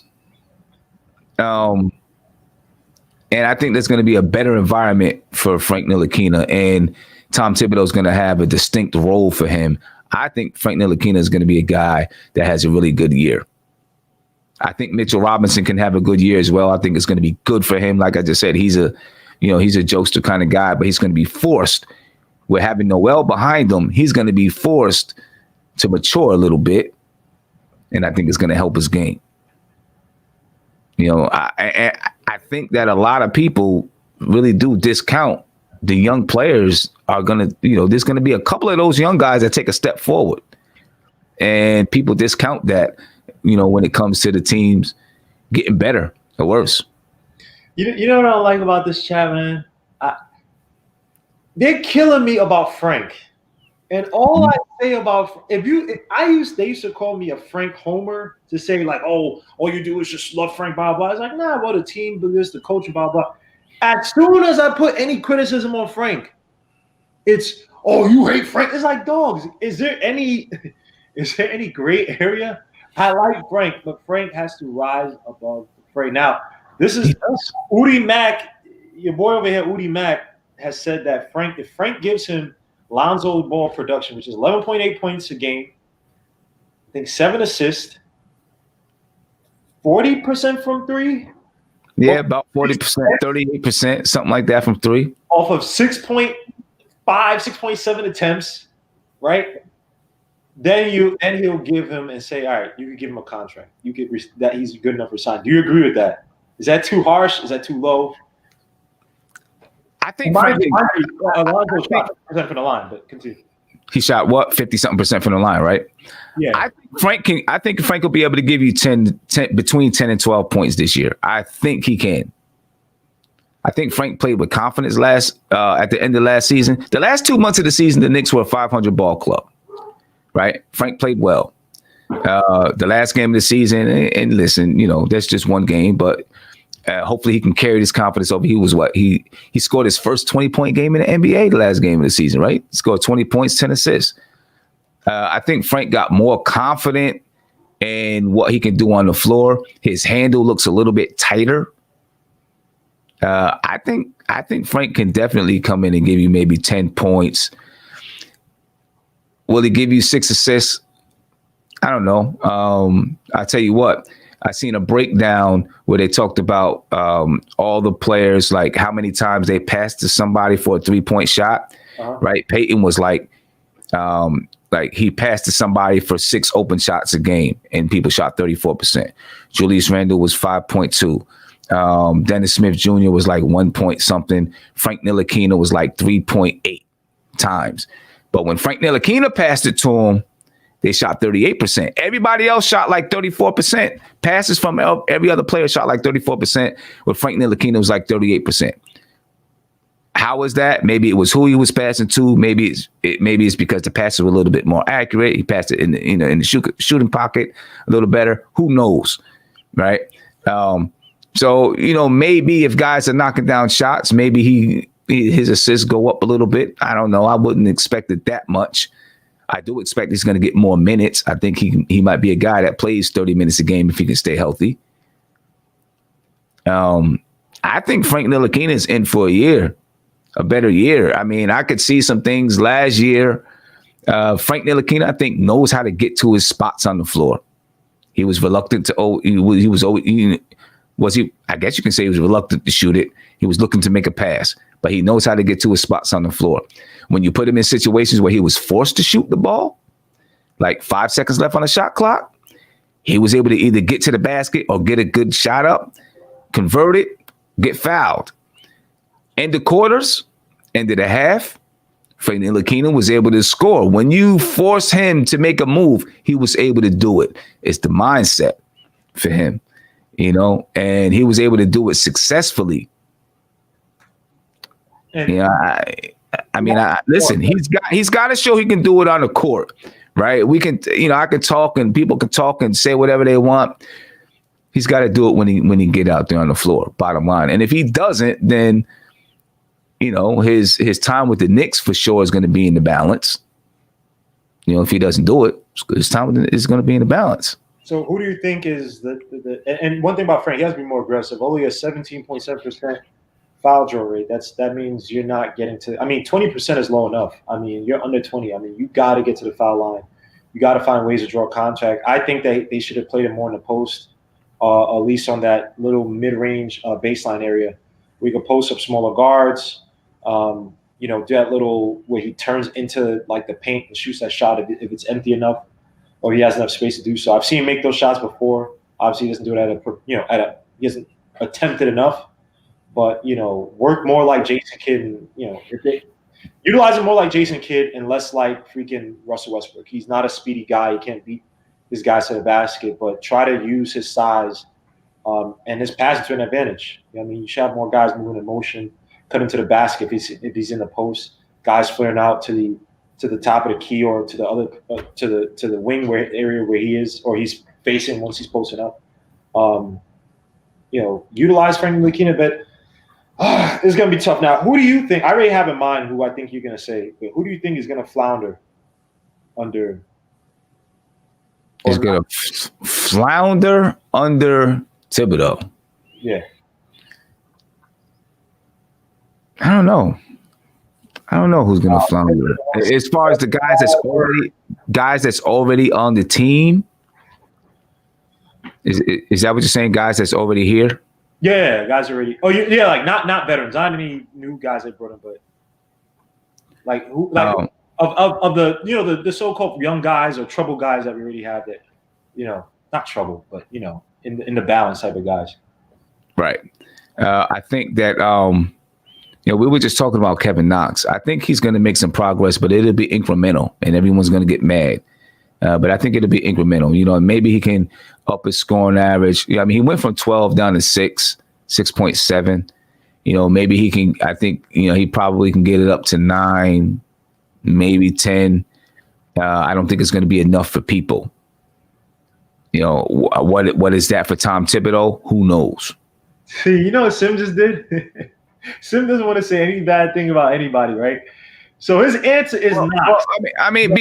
Because I feel like Tom Thibodeau is going to have a positive impact on everybody. That doesn't mean that they're going to be a playoff team, but I think he's going to have a positive impact on all the players and the coaching staff that they put together. I think they're going to have a positive impact, especially on the young guys, because I feel like they put together a coaching staff that is designed to cater, and I don't mean cater by baby, but cater to the development of those young guys. When you're talking about Kenny Payne and even Mike Woodson, Johnny Bryant, I feel like those guys, and they just brought in this other dude that is supposed to be a defensive, like the Tom Thibodeau defense whisperer.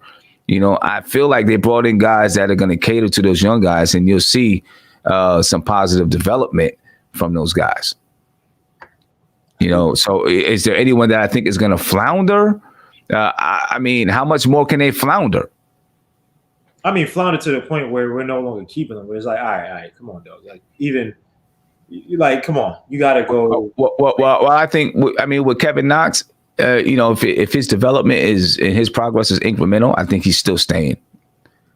I don't think they're moving on from him. I think they're going to give him a 4th year. They're going to give him more time with Kenny Payne. If there is going to be one, then it would probably be Dennis Smith Jr. If there's going to be a guy that they say, yeah, we got to move on from him, it would probably be him. See, here's the thing with Knox, and I'll say this. I said this before. Knox struggled with Marcus Morris taking up the opportunity last year. And remember, Knox started the season, right?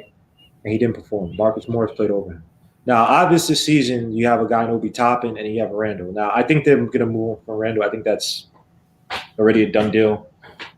Most likely that's a done deal. Most likely. I think they're going to play him. No, they're going to definitely play him and start him to build the trade value. Yeah. Right? Because why would you just allow him just to go? If you could get some type of trade value from him, do it. But Obi Toppin is a future at 4, right? Knox, to me, is not a 3. Knox's best position is 4. Now, they may try to force him at the 3, but the thing with Knox is that I think that because the system's not catered to him as it was at, say, Kentucky, I think he's going to struggle finding his way. Now, the benefits of Tom Thibodeau's offense, this is why I said that guys like Alec Burks is going to help some of these guys get the vision, say, hey, this is it. You execute the corner, like this is our bread and butter. The shooters split out to the corner 3, or they stay in the corner 3 to get that shot. Once the guy penetrates to the basket, sees you in the corner, pass it to you. Or even Obi might do a cross-country pass from like that little foul line extension, dribble, see you open a corner, pass it to you.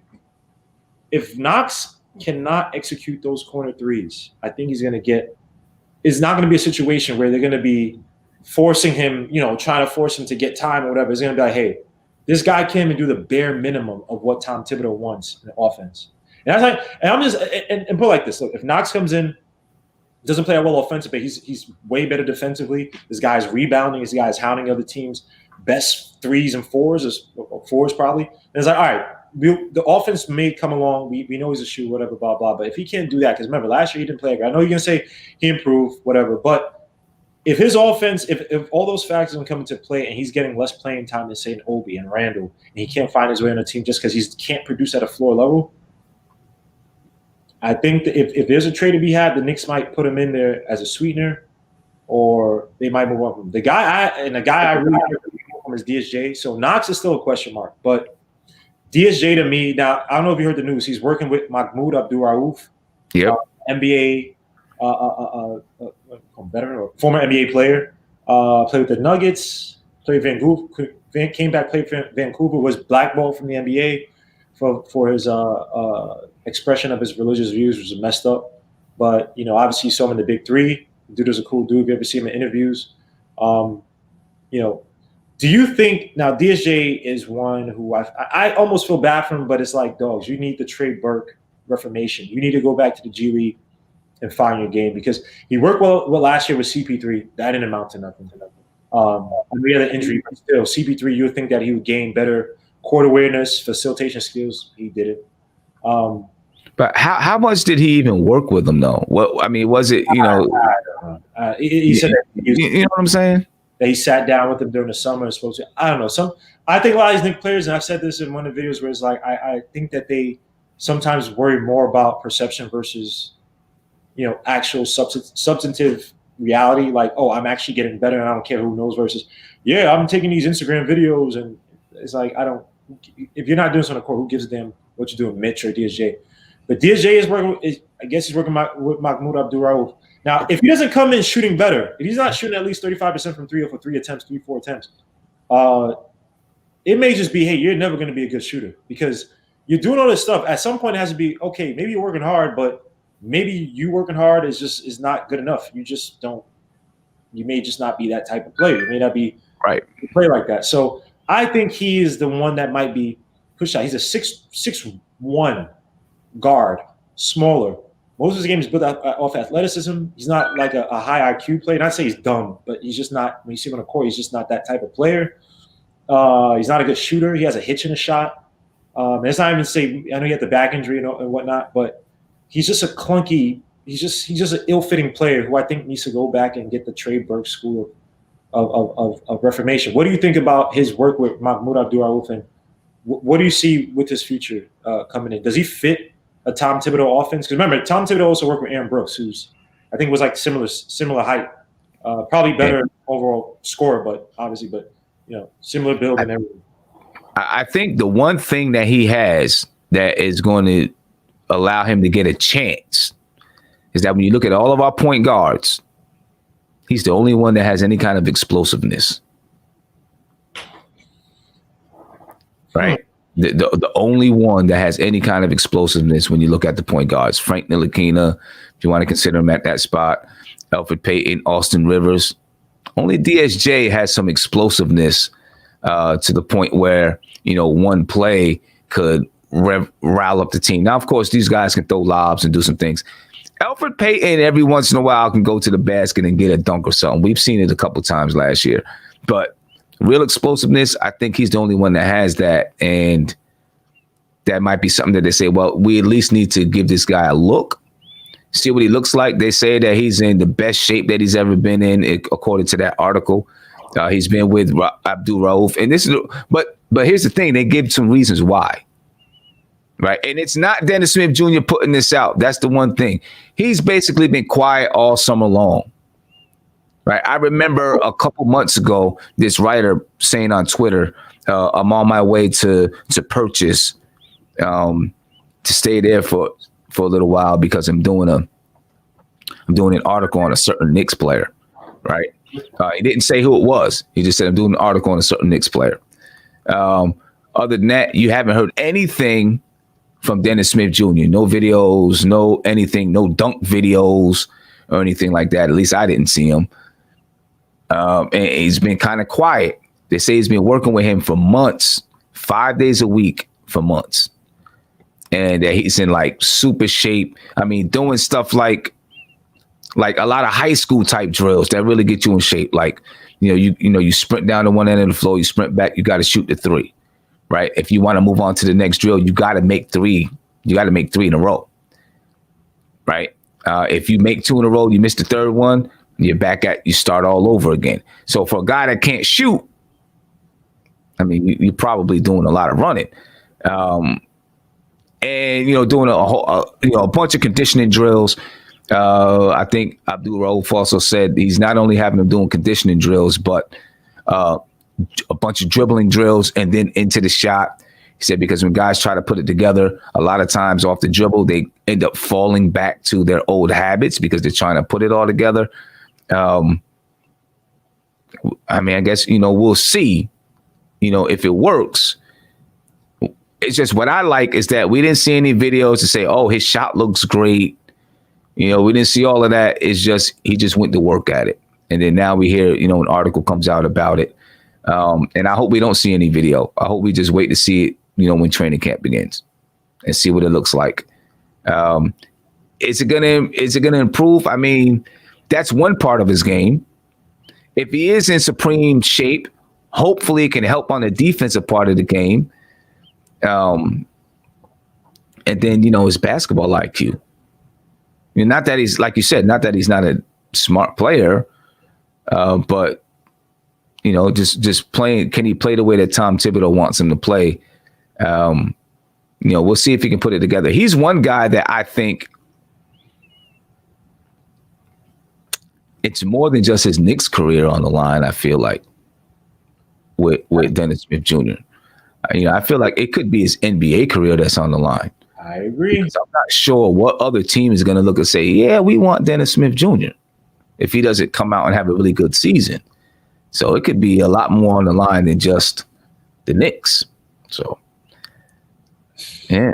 I just it sucks, man. Because look, he's working out through our roof. He's in the healthiest shape of his life. And I know he had the back injury, but I'm just looking at this kid. I'm just, I don't know what if he has to go through a G League. I know it's not going to be G League this year, but mentally, he's just, you can't depend on that athleticism. You can't depend on, right. Flashing come to the bat. If you're a point guard, you're supposed to see everything 2 steps ahead of everyone else. I mean, I pointed this out where I've seen Mitch Robinson was 7 to pick, and he couldn't make that little slip pass. You know what I mean? When the defense is kind of resetting after he comes around on the pick, and the defense kind of resetting, be like, oh, let me run. I'll run with Mitch, and you stay on DSJ. And he can't make that little pass while those guys are still deciding, like that little half a second pass. I've seen even normal point guards, not great point guards, guys who at least just make a normal pass. See that play was like, all right, I know that once they make that little switch, boom, I got him. I mean, and I've seen him hesitate so many times to make that type of pass. And, I remember, man, his mom died and that stuff. But, this the NBA is a dog-eat-dog world. No one cares about, what you did last year. They care about what are you doing. And he hasn't done much. I mean, his first 2 years he had the Mavs were okay, or his first year with the Mavs was okay. But, no one cares about, what you did in high school or college, man. It's all about, hey, what are you doing now? Like you said, his career might be at stake. So it might be. It might be. So hopefully he's taking that to heart and understanding that himself, that, hey, this could be it for me. I really got to get in and show these guys what I can do. And it's not going to be easy because you're going to have some guys that maybe fit what, listen, Austin Rivers I think Tom Thibodeau wanted, Austin Rivers as, if he couldn't get some other guards, he was like, get me Austin Rivers. Right. So like that might be his guy. That's his handpicked player, one of them. So I don't know. Let me ask you this last thing, man, before we wrap up. So the Knicks hired Darren Erman. Mm-hmm. He was a assistant coach with the Golden State Warriors. Last year, I believe he worked with who did he work with last year? I'm sorry, I'm just trying to find out. I think he was the Celtics G League, the head coach of the Celtics G League team. Yes, of the Maine Red Claws. Wow, that's the term. Yeah. And yeah, he used to work as a lawyer, which should give you some hint as to the shadiness. He quit at the age of 27 to pursue his love for coaching. That's crazy. He won a ring as assistant with the Celtics. Obviously, he was under Tom Thibodeau. I guess as an assistant. I don't know, as a fellow assistant to Tom Thibodeau. And so, yeah, he also worked as assistant with the Pelicans. But obviously, so Isola said Isola was a hater. Since Darren Erman is a Tom Thibodeau disciple, he has absolutely no chance of ever working for the Knicks. They don't like his kind. Okay. That was Isola. He flopped on that one. And so the whole thing with Darren Erman is that he had a kind of a messed up history with the Golden State Warriors, where he was caught secretly taping conversations between teams, the coaches and the players.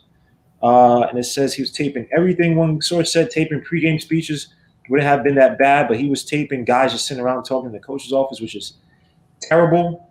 They don't know if they said what he taped for himself or what he taping for management. That's not known. A source said, but he had a lot of communication with members of the front office.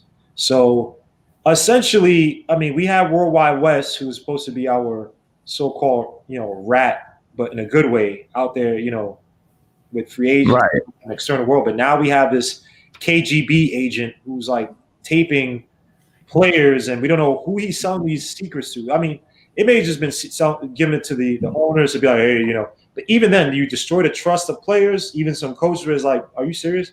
So how do you feel about this hire? We talk about Tom Thibodeau being with Woodson. That Woodson's supposed to be like the person, the emotional kind of whisperer to kind of get people to be on an even kill emotionally, not to be all riled up by Tibbs, kind of, supposedly a hard-nosed approach. And now you're bringing in basically a guy who works for like the the freaking Communist Party of China, who's coming in and secretly taping people like it's North Korea. Like, dogs, are you serious? So when did he do this? He got caught. He got caught in 2014. So that's why Frank Isolo said that in 2014. Yeah. He got caught in 2014. I mean, and he was a lawyer too, so he probably knew. Yeah, he should have known the law behind that, right? Oh yeah, right. I don't know. I mean, this is actually, I didn't read about all of that went on. I didn't read about all of that. Yeah. So this is actually the first time that I'm hearing about all of that stuff. So my question would be, would the players trust him? Right. Right. Obviously, he had a good career with the G League team in Boston, but how would the players feel about him? That's my question. People were saying that he's the one that got Mark Jackson blackballed, that he got him out of there. Mark Jackson got fired, 2015, 16? Huh. So so that's the article from 2014. I see. Right. And this is, think about it. The ownership did not like Mark Jackson, but the players outside of Bogut. Oh, I remember hearing about, I didn't know it was this guy, but I remember hearing about this. That he got blackballed? Or he got about the guy recording stuff. Yeah. Oh, okay. Yeah, I don't know about that fire, man. If he's the one that got Mark Jackson blackballed, now to this day, Iguodala, Curry especially, they still swear by Mark Jackson. So it's not as if, outside of Bogut, Mark Jackson, I guess, did have some questionable practices within the organization, but those guys still liked him. Now, if you want to fire him, again, this is the thing. Thibodeau's not there with solely just his staff. Again, he's with a mishmash, mosh pit of guys. Some of his staff, some are not, right? Now, Thibodeau I'm assuming did hire this guy. Yeah, he would take off and be like, hey, if you give me more of a prominent position, Leon Rose, I'll make sure that, I'll give you everything that Thibodeau was saying. Well, he left there and he went to Boston, right, where he was the director of scouting. And then from there, he went on to become the head coach of Boston's G League team. Yep.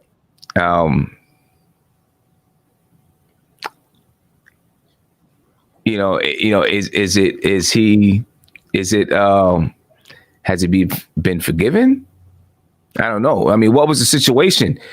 I guess you got to ask what the situation was. Did management say to him, we're hearing all this stuff, we need you to do this, right? And then they went ahead and fired him, or did he do it and then take it to management? Who knows? They don't even know in the article what went down.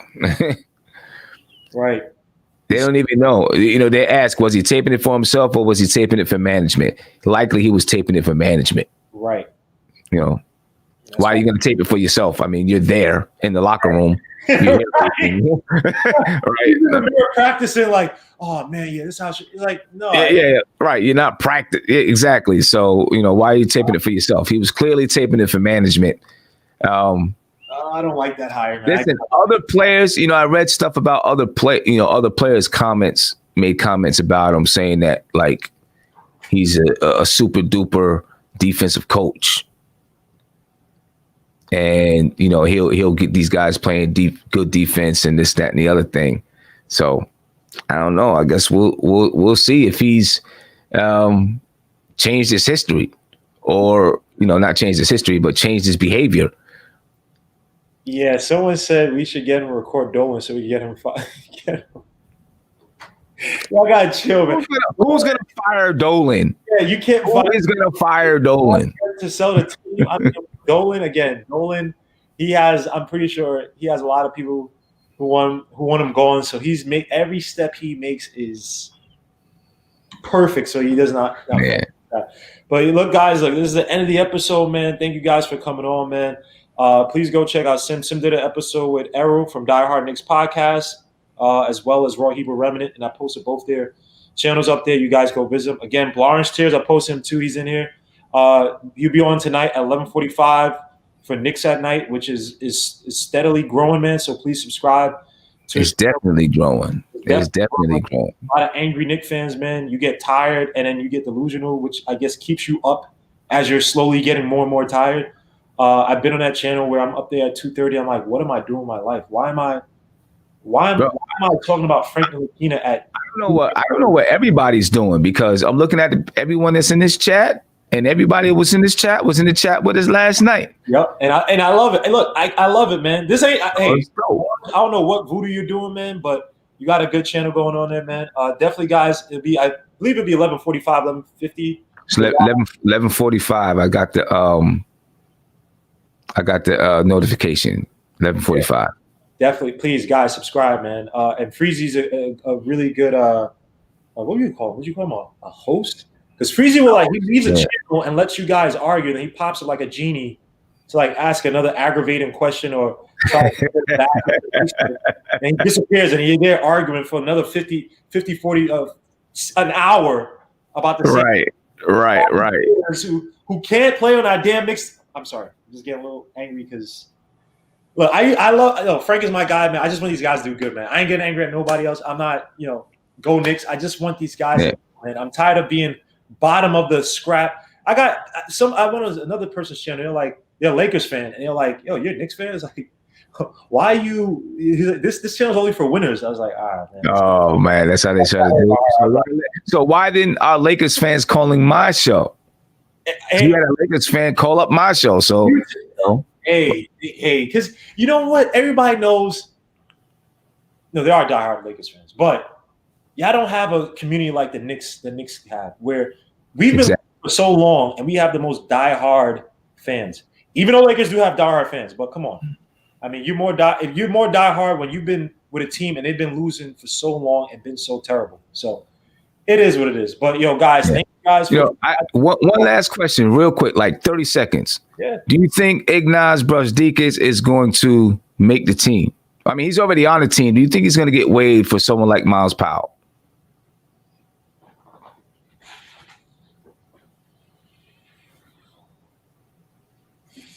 Ooh, that's a tough question. Miles Powell has that Aaron Brooks to him, man. I think you have to. When do the cuts have to be made? Oh, wow. The games are just starting December? The games start December the 22nd. Tuesday starts training camp. So they're going to come into training camp. Now, there is discussions that they might amend, or not amend, but add the number of players you can have, put it up to 17 or something like that. But you also, right now the Knicks got 16 players in the contract, and that includes Iggy, and that includes the two guys that they just picked up in the Ed Davis trade. Right? They might try to keep Amari Spellman just in case you move Julius Randle at the deadline. You got another power forward. So wait, you can move Jacob Evans though, right? You can take over Iggy. Could take over Jacob Evans' spot. Yeah, if they decided to keep 17, then if the NBA said they can keep 17 players, like because of COVID and something like that, they said maybe they're going to expand the rosters. Then I guess you don't have to worry about it. You can just stay on the team. Oh, but if they're at 15, they're all young. Those two guys are first-round draft picks as well. Well, Iggy's not a first-round draft pick. Those two guys are first-round draft picks. Someone like Amari Spellman, he's got to get his weight under control, I think. And he can probably be a contributor if he gets his weight under control and gets his shape. Definitely a space big, man. Shot, 38, 36%? Yeah. 2+ attempts a game, man. That's tough. That is a great question. And then again, this team, this front office they depend on relationships. And that's part of the reason why Iggy was brought to this team, because of RJ Barrett. Right. right? And then, but Miles Powell as well because of Obi Toppin. So, but if you think about it, at that 3 position, we do need shooting depth, right? Because you push RJ at the 3. Knox is not really a 3, but if you want to, I guess, like, who else is at our 3 position? What's our depth behind those 2? Not much. Reggie Bullock maybe can play the 3. He's more like a 2. You got a lot of 2 guards. Him, Alec Burks, even quickly. I mean, I guess he's a point guard, but he's more of a shooting guard. I guess that 2, the 1 and the 2 would be interchangeable, but that 3 position, we don't have much behind Iggy. Behind RJ. So I think if he shows out, I think he makes camp. If he issues the bed badly and Miles Powell shows up, yeah, he's probably going. He's probably going, man. It's going to be something to watch. Yeah, it will be. Yeah, we'll definitely see, man. Yeah, that's today's episode, man. Are we doing an episode for Thursday? I know everyone's doing Thanksgiving. Yeah, it's Thanksgiving, so probably. I guess we could put it off and do it Friday. Yeah, we do it Friday. Yeah, do it Friday. Nice and tight and full food. But yeah, salute to all you guys, man. Thank you for supporting the channel, guys. Go to NBK 3BL. For some odd reason, the Giants still got a chance. Got a chance. We got a chance. Chill, Eagles. But yeah, they should probably be putting up more episodes with 3BL as the Giants get. It's about to throw up. Get close to the. That's all right. When we get into that playoffs and we're hosting a game. Oh my! First of all, if they host the game, I'm there. Y'all gonna get get destroyed. I can't wait to watch the Giants lose 45-3. It's not gonna happen. It's not gonna happen. Yo, guys, salute to you guys, man. We'll see you next time, Friday. Peace. Take care, guys. Peace. See you.